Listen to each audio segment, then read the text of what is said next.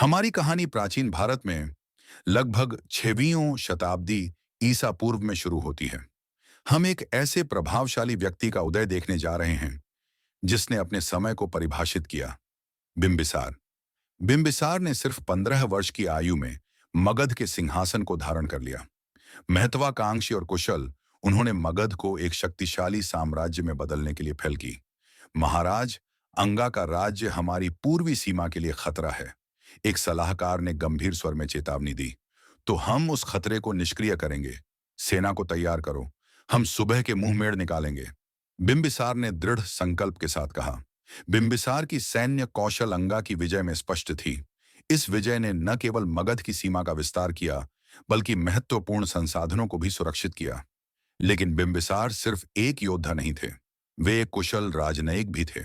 वह सत्ता बनाए रखने में गठजोड़ की महत्वता को समझते थे। शांति और समृद्धि एक मजबूत राज्य की नींव है। आइए हम मिलकर हमारे लोगों की भलाई सुनिश्चित करने का काम करें, बिंबिसार ने कूटनीतिक अंदाज में कहा।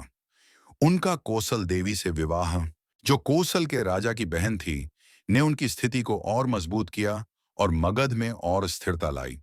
बिंबिसार अपने प्रशासनिक सुधारों के लिए भी जाने जाते थे।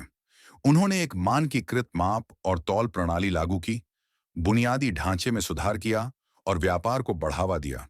उनके शासनकाल के दौरान बिंबिसार बुद्ध के अनुयायी बन गए। बुद्ध के उपदेशों से प्रभावित होकर उन्होंने बौद्ध धर्म के प्रसार को समर्थन दिया। बुद्ध के उपदेश ज्ञान और करुणा की राह उपलब्ध कराते हैं।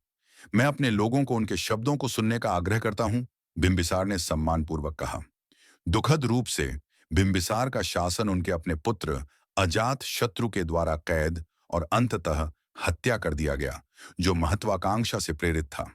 अपने दुखद अंत के बावजूद बिंबिसार की विरासत एक दूरदर्शी शासक और शांति और समृद्धि के एक योद्धा के रूप में जीवित रहेगी। उन्होंने मौर्य साम्राज्य की नींव रखी, जो भारतीय इतिहास का एक महान साम्राज्य है।